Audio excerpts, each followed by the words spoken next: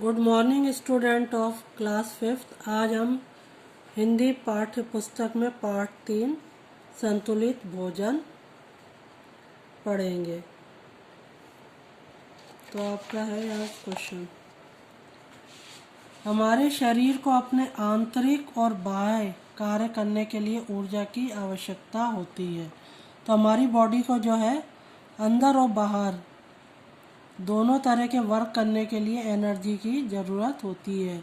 ये ऊर्जा हमें भोजन से प्राप्त होती है। तो एनर्जी हमें किससे मिलेगी? भोजन से। हमारा भोजन कैसा होना चाहिए?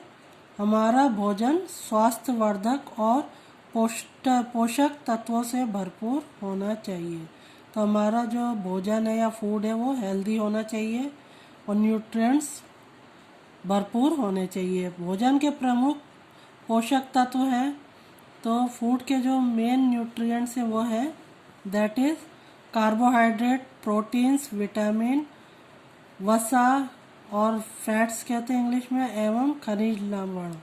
खनिज लवण मीन्स मिनरल्स जो हमारी शारीरिक विकास में मदद करते हैं, जो हमारी बॉडी को मैनेज करते हैं। जिस भोजन में उचित मात्रा में सभी पोषक तत्व मौजूद होते हैं, तो जिस फूड में सभी पोषक तत्व मौजूद होते हैं उसे क्या कहेंगे? संतुलित भोजन कहलाता है। Balance diet is called. संतुलित भोजन का पहला उद्देश्य, तो संतुलित भोजन जो बैलेंस डाइट हम खाते हैं उसका पहला उद्देश्य क्या है? दैनिक कार्यों को करने से हमारे शरीर के अंगों एवं मांसपेशियों में टूट फूट होती रहती है। तो डेली जो हम वर्क करते हैं उसमें हमारी बॉडी के जो पार्ट्स हैं या मसल्स हैं उनमें क्या है? टूट फूट होती रहती है। तो बैलेंस डाइट इस टूट फूट को ठीक करता है। दूसरा उद्देश्य है भोजन शरीर द्वारा किए जाने वाले कार्यों के लिए शक्ति प्रदान करता है। तो ये जो हम फूड खाते हैं हेल्दी फूड, तो दिन भर जो हमारे अंदर एनर्जी होती है वो इन्हीं फूड से मिलती है। समय पर भोजन ना मिलने से हमें थकान का अनुभव होने लगता है। जो लोग अधिक शारीरिक श्रम करते हैं, जो शरीर से बहुत ज़्यादा श्रम करते हैं, उन्हें अधिक भोजन की आवश्यकता होती है। तीसरा उद्देश्य है हेल्दी फूड खाने का। तीसरा क्या उद्देश्य है? शरीर की विभिन्न क्रियाओं को नियमित करना एवं शरीर को संतुलित रखना। अगर हम हेल्दी फूड नहीं खाएंगे तो हमारी बॉडी में कोई ना कोई डिसीज़ हो जाएगी। संतुलित भोजन के अभाव में अनेक प्रकार के शारीरिक रोग उत्पन्न हो जाते हैं। तो हमारी बॉडी में अगर बैलेंस डाइट नहीं खाएंगे तो कोई ना कोई डिसीज़ उत्पन्न हो जाती है। संतुलित भोजन करने से तीनों उद्देश्य भली प्रकार पूरे होते हैं। अगर हम बैलेंस डाइट खाते हैं तो ये तीनों तरह के उद्देश्य पूरे हो जाते हैं। ये उद्देश्य भोजन में पाए जाने वाले अलग अलग तत्वों से पूरे होते हैं। तो जो हम बैलेंस डाइट खाते हैं उनके लिए अलग अलग तत्व होते हैं। तो उन तत्वों के बारे में यहाँ पर बताया गया है। आइए संतुलित भोजन में सम्मिलित होने वाले इन तत्वों के बारे में जानें। फर्स्ट है प्रोटीन। प्रोटीन हमें किससे मिलती है? हमें दूध, दही, अंडा, मांस और दालों आदि से प्रोटीन प्राप्त होता है। गेहूं में भी कुछ प्रोटीन होता है पर चावल में नहीं होता। और इंडिया में प्रोटीन का मेन सोर्स है। भारत में प्रोटीन की मुख्य स्रोतें क्या है? दालें। दूध, दही में भी प्रोटीन पर्याप्त मात्रा में होता है, अतः इनका नियमित सेवन करना चाहिए। तो प्रोटीन हमें डेली लेना चाहिए। इससे क्या हमारे शरीर का विकास होता है और हमारी मसल्स बनती है। कार्बोहाइड्रेट से हमें शक्ति प्रदान होती है। तो एनर्जी हमें किससे मिलती है? कार्बोहाइड्रेट से। ये अनाजों, गेहूं, चावल, बाजरा, मक्का आदि सब्जियों, आलू, शकरकंद और मीठे पदार्थ जैसे गुड़, चीनी आदि में कार्बोहाइड्रेट्स पाया जाता है। और फैट्स हमें किससे मिलता है? वसा या चर्बी। वसा शरीर को शक्ति, तो वसा से हमें क्या मिलती है? एनर्जी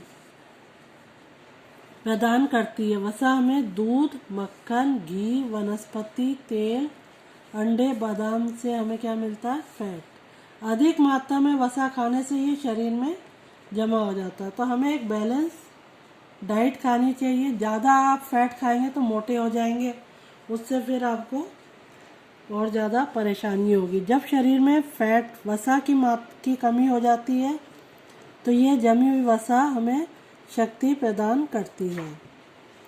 नेक्स्ट जो तत्व है जो हमारे को संतुलित भोजन में चाहिए वो है विटामिन। विटामिन को शरीर को स्वस्थ रखने के लिए भोजन में विटामिन का होना बहुत आवश्यक है। विटामिन भी कई तरीके के होते हैं। फर्स्ट है विटामिन ए। विटामिन ए किससे मिलता है? ये दूध, मक्खन, फल, गाजर, हरी सब्जियों में पाया जाता है। विटामिन ए की कमी से क्या हो जाती है? आंखें कमज़ोर हो जाती है।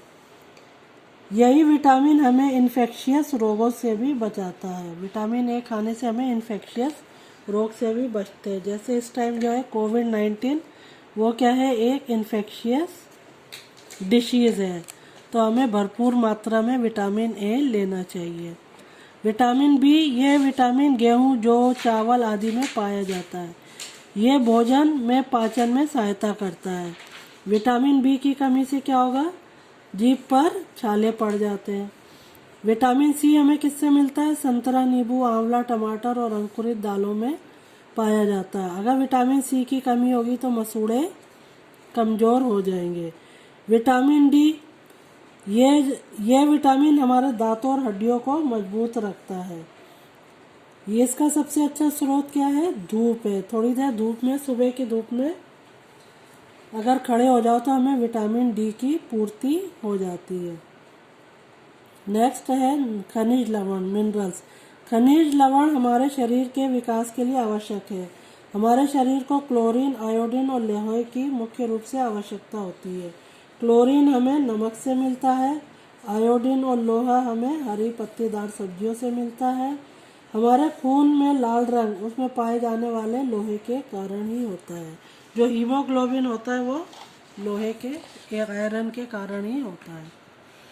नेक्स्ट हमें जो चाहिए होता है कैल्शियम और फास्फोरस। कैल्शियम और फास्फोरस भी लवण है, मिनरल्स है जो हमारे दांत और हड्डियों को मजबूत रखते हैं।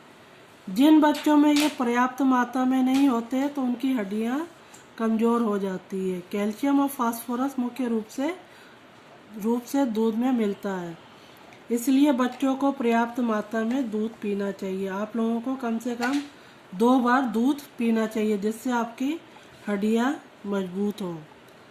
वाटर, जल भी हमारे जीवन का एक अंग है। दिन में कम से कम 8 से 10 गिलास पानी पीना बहुत ज़्यादा ज़रूरी है, नहीं तो हमें कई तरह की बीमारियां लग जाती हैं। जल के अभाव में कब्ज की शिकायत हो जाती है। हमारे भोजन में ऊपर बताए गए सभी पदार्थ जब सही मात्रा में उपलब्ध होते हैं तो यही हमारा भोजन संतुलित भोजन कहलाता है, बैलेंस डाइट। हमारा भोजन संतुलित होने के साथ साथ स्वच्छ भी होना चाहिए। स्वच्छ मतलब क्लीन। भोज्य पदार्थों को सदैव ढककर रखना चाहिए ताकि हम सब स्वस्थ रहें। तो ये आपका चैप्टर कंप्लीट हुआ। अब इसकी बुक एक्सरसाइज क्वेश्चन आंसर हम कल करेंगे। थैंक